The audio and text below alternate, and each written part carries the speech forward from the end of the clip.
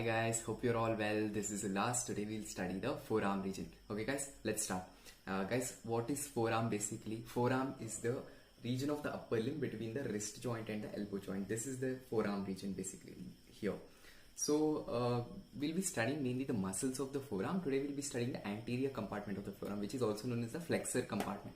Why? Because it is involved in the flexion of the wrist joint. This is the anterior compartment or the flexor compartment. This is involved in the flexion of the wrist joint. Okay, guys, when we start dissecting the forearm now, see, this is a forearm. You're not seeing any muscles directly. You're seeing the skin here mainly. So we cut the skin, we find the superficial fascia where there is fat. This is a superficial fascia, it has fat. Then we remove the superficial fascia, we find the deep fascia. Deep fascia is a tough connective tissue basically. It separates the compartments of the muscles usually. So we remove the deep fascia, we find the muscles. Which muscles? Superficial muscles. Superficial, why? Because it is near the skin. Means compared to the deeper layer, it is near to the skin or the surface, isn't it? So we'll find the superficial muscles. Below the superficial muscles, we find the deep muscles. Okay, we'll be studying them in detail now. So guys, this is basically the components of the anterior compartment of forearm. The anterior compartment of forearm has 8 muscles. 5 superficial, 3 deep. Okay, 5 superficial, 3 deep. Then there are 2 arteries, the radial artery and the ulnar artery mainly, and its branches of course. Then there are 3 nerves. 3 nerves, which are the median nerve, ulnar nerve and the radial nerve. Radial nerve usually supplies the posterior compartment, but it is also found in the front of forearm in some places. We'll be studying that in detail. Now see here guys, that was the introduction. Now we'll go to the muscles, the superficial muscles of the forearm. How many are there? Superficial are 5, isn't it? So guys, it has an interesting point to remember when we remember the origin of these muscles. Do you know why? Because most of these muscles have an origin or have part of their origin in the medial epicondyle of humerus. Which is the medial epicondyle of humerus? Medial epicondyle of humerus is this region. From here most muscles are coming. So the medial epicondyle of humerus is also known as common flexor origin. Okay, now see here guys, this was basically the humerus bone, and this is the medial epicondyle of humerus.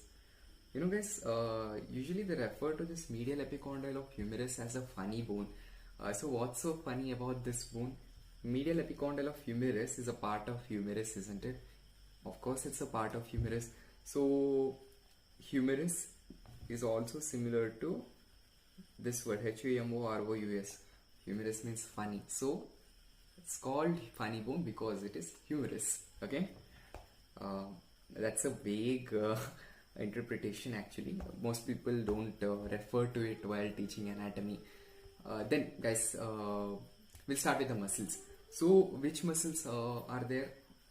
There are mainly these 5 muscles, the pronator teres, flexor carpi radialis, palmaris longus, flexor digitorum superficialis and the flexor carpi ulnaris. This palmaris longus muscle, it may be absent in around 10 to 14% of the world population, but it is variable in different communities. Okay, now let's start with the pronator teres. See guys, in its name itself it is saying pronator. It's a pronation is its action.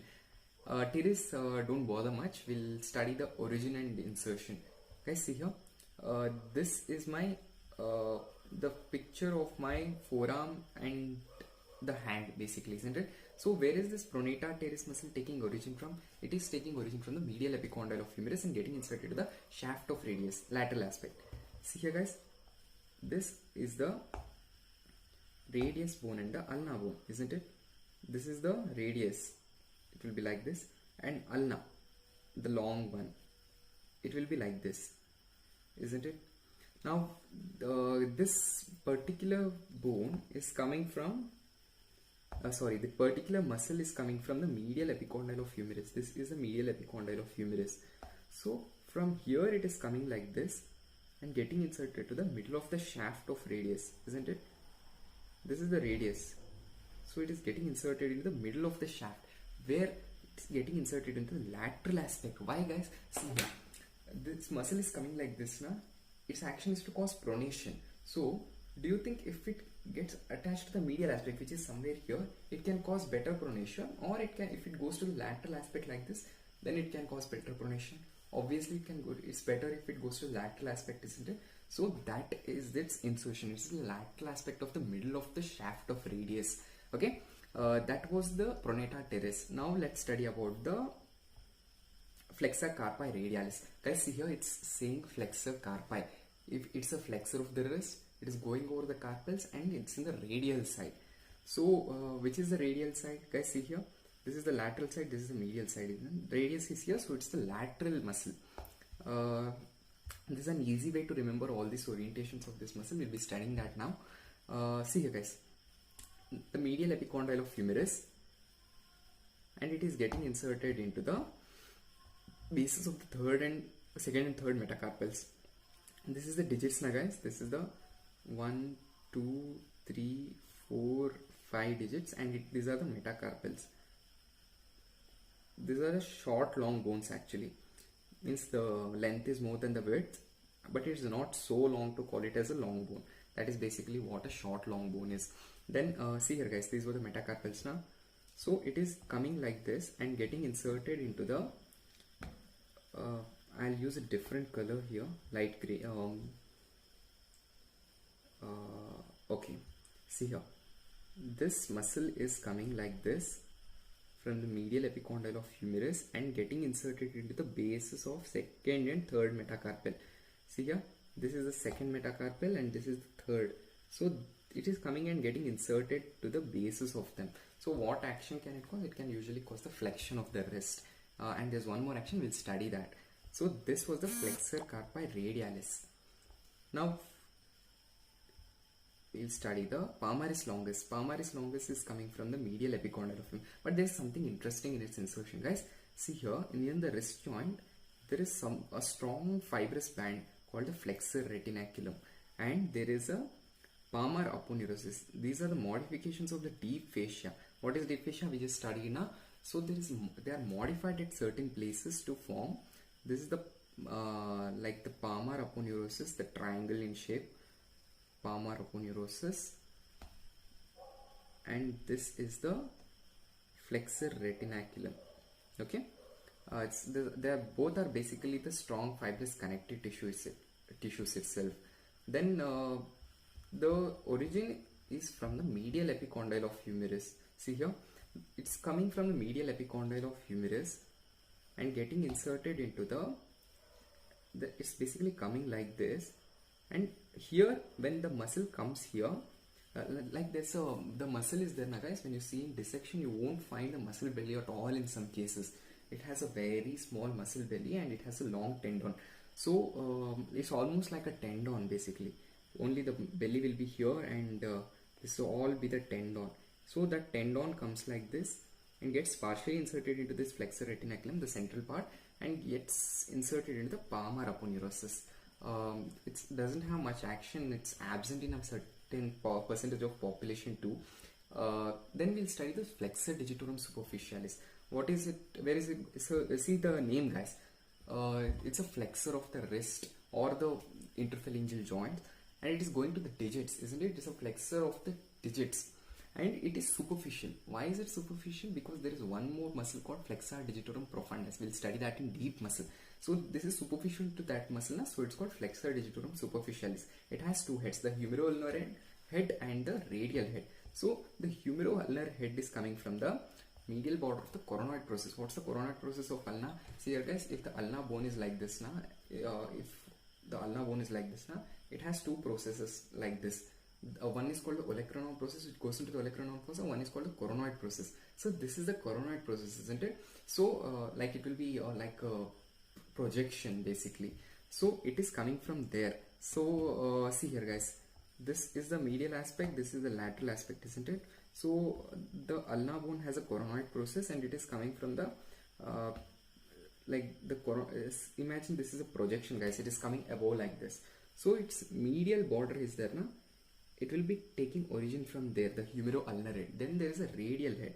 Radial head will take origin from the radius, but where there is something known as the anterior oblique line in the shaft of radius. So the muscle takes origin like this and gets inserted into the it is forming 4 tendons. The muscle is coming like this and getting inserted into the 4 medial 4 digits. So the 2, 3, 4, 5 digits. So it is coming like this now, guys. It is coming like this, and in between, at a variable regions, it forms 4 tendons basically. I'll be representing the tendon in the dark green here. So it will come like this. It will form 4 tendons. 1, 2,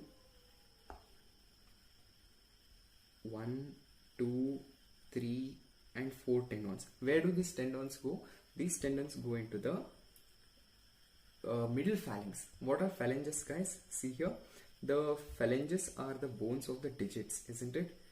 See here, this is the proximal phalanges, and this is the middle phalanges. These are the middle phalanges, and these are the distal phalanges, isn't it? So where are these going? These are going into the middle phalanx. So they usually, what happens, the 4 tendons go na, in order to get a better grip, they divide into 2 and attach. So see here, middle phalanx of 2 to 5 digits. So which are the 2 to 5 digits? These, the medial 4. Why is the thumb not getting inserted into the first digit? Because first digit has its own flexor muscle, the flexor pollicis longus muscle mainly, and even some additional muscles are there. We'll study them when we are studying the intrinsic muscle of the hand. Okay, so these muscles are coming like this, these tendons, and getting inserted into the middle phalanx by dividing into 2 slips. Okay, coming like this, dividing into 2 slips, coming like this, dividing into 2 slips, coming like this, dividing into 2 slips, and joining. So that was the flexor digitorum superficialis, a big muscle. And now we'll study the flexor carpi ulnaris. It's a beautiful muscle too.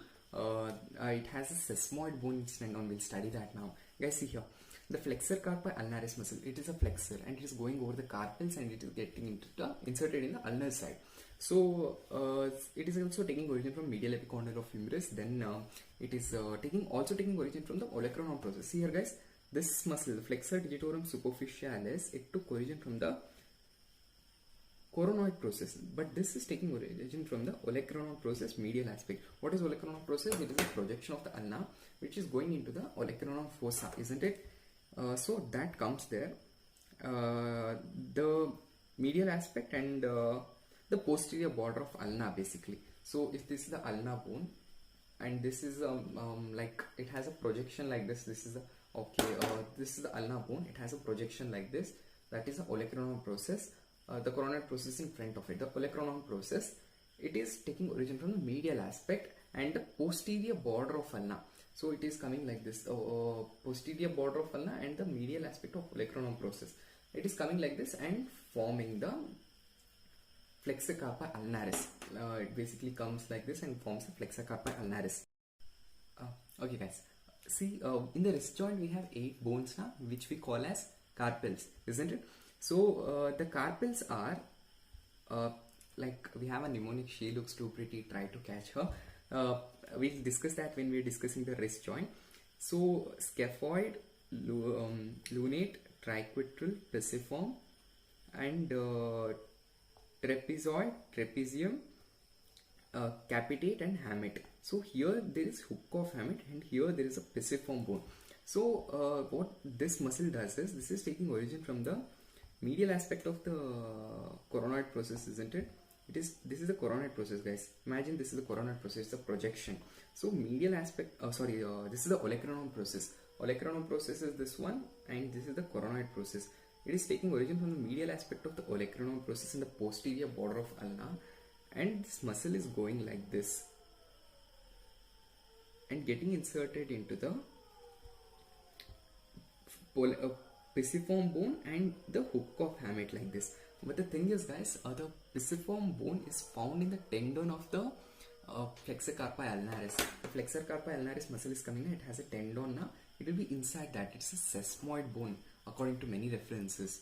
So usually they say that it's inserted into that. It's basically the sesamoid bone inside it. Like we have the knee joint, the patella, it is inside the tendon of quadriceps femoris, isn't it? So it is also similar, in a similar way, it's inside the tendon of flexor carpi ulnaris. So these were the attachments of the muscles, guys. What's the nerve supply? Very easy, guys. Guys, you have observed this now. This here, all the muscles are having a part, or they are getting originated from the medial epicondyle of humerus, isn't it? So it's called a common flexor origin, the medial epicondyle of humerus. Similarly, we have common extensor origin, that is the lateral epicondyle of humerus. We'll study that when we are studying the posterior compartment of the forearm. So the muscles here, they are supplied by these four muscles. The pronator teres, the medial four muscles are the lateral four muscles are getting supplied by the median nerve. Laterally, median nerve. Medially, we have ulnar nerve. Which one? The flexor carpi radialis, flexor carpi ulnaris muscle. Flexor carpi ulnaris is in the ulnar side, others are in the radial side. So the radial side muscles will be supplied with the median nerve, and the ulnar side muscle, which is the flexor carpi ulnaris, it is supplied by the ulnar nerve. Okay, simple, isn't it? Now this was the nerve supply and attachments. The interesting part is actions, guys. See here, what are we studying? The flexor compartment of forearm, isn't it? The flexor compartment, most muscles are flexors. So see here, you can see this now. The action of pronator teres, in its name itself it's saying I do pronation, so it is coming like this and pronating. So that was the pronator teres. Then we have the flexor carpi radialis. In its name itself it's saying flexion of a joint, and palmaris longus also flexion. Flexor digitorum superficialis, flexion of middle phalanx, and the flexor carpi ulnaris is also causing the flexion basically. But the thing is, there are some additional actions, flexion, because it's a flexor compartment. But this flexor, guys, see, in our this from the forearm and the hand, basically near the wrist joint, there is no medial compartment and lateral compartment of muscles, but we can still do this movement now. We can still do this movement. This is the adduction and abduction of the like if we are in the anatomical position, this is the adduction, this is the abduction. So it is still happening with the anterior and posterior compartment muscles. Theoretically, if the joints were plain, it should have just done this much. This movement wouldn't be possible, isn't it? But since it's possible, see here, guys, very easy. This is the medial side now. So the extensor and flexors of the medial side, if they both contract, see here, they'll cause this movement. If these both muscles contract, they'll cause this movement. Similarly, in this side, if the flexor and extensor of this radial side, if they contract, they will cause this movement. Okay, so flexor carpi radialis, it is in the radial side now, so it will cause abduction. Why is it abduction? The anatomical position, it's like this now, it's moving away. Okay, it's moving like this away, so away from the body, so in the midline also. So that's the abduction of the wrist. Abduction of the wrist is done by flexor carpi radialis. Then palmaris longus, it is a thin muscle, weak flexor. Okay, then there's flexor digitorum superficialis. Guys, where is it getting attached? Flexor digitorum superficialis is getting attached into the middle phalanges, isn't it, of the medial four digit. So if it is getting inserted into the middle phalanx, it usually does not have an action on the distal phalanx. So it's said that it causes flexion of the middle phalanx. It also assists the proximal phalanx and the wrist during its movement. But the thing is, the main movements of the phalanges are brought about by the intrinsic muscles of the hand basically. So if it is in that case, then why would the forearm muscle unnecessarily have to work more? So forearm muscles usually they just do the action of assistance to give stability, to improve their function, that's all. Then there's a flexor carpi ulnaris. We just discussed now, guys. It is a flexor, of course, but it's also an, which is this movement? Adduction. So it is causing adduction of the wrist joint. How? Because it is in the ulnar side now. So if it contracts, it will cause adduction like this. Those were the actions of those muscles, guys. Now I told you now, we'll find a trick how to remember those muscles. This trick was taught by my friend Mehul Agarwal. He's a wonderful guy of our batch. he taught me this in a dissection, how we can remember the muscles. Guys, see here. Mehul taught me that when we have to see, this is my left hand. On my right forearm, I'm keeping my hand like this, like this. This is the same image which I have put here. See, the thumb is the pronator teres, the flexor carpi radialis is the index finger, palmaris longus is here, flexor digitorum superficialis is here, flexor carpi ulnaris is here. You can remember that, isn't it? You can even see the direction. It is very similar as in dissection 2. So that way you can remember the like in during exams when we get confused while if somebody asks, if you can just keep this and know this orientation, it becomes very easy, because most muscles are taking origin from medial epicondyle of humerus. So you can write that, and insertions, you know, based on the actions how the insertion is. So if you know the orientation, you can even to some extent remember the actions too, actions and the attachments. So that was that. Now we have the clinical importance. What is the clinical importance? Guys, usually these muscles, if they are paralyzed now, they might cause a little bit of like the weakness in the action of those muscles, that's all. But it's not very like usually the ulnar and radial nerve both won't, ulnar nerve and the median nerve both won't be paralyzed at the same time. In very rare cases that can happen. So if it is in that way, then we need not bother much. But if they are paralyzed, if those muscles are paralyzed due to some weakness or neurodegenerative disease or some peripheral nerve injury, then there will be weakness in the flexion of the forearm. Usually the forearm flexion will be very weak.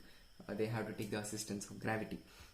Then the palma is longer. So we studied that now. It has a small belly and long tendon. So if for reconstruction surgeries, we can use this muscle tendon and reconstruct a torn tendon of some other muscle during accidents, and usually the sports and all, those tendons get torn. So we can use this tendon for that and reconstruct that muscle, because it's a very weak flexor now. Even if this muscle is not there, it won't make much a difference. Okay, so it's used in tendon grafts. Next, we have also the importance of the like if the median nerve and ulnar nerve damage, there will be weak like instability of the wrist joint, but it will manifest more like the claw hands, which is basically by the intrinsic muscles paralysis. We'll study that in detail soon. Okay, guys, this was today's class. If you have any doubts, please post it in the comment section. I'll be happy to answer you. Okay guys, take care, bye.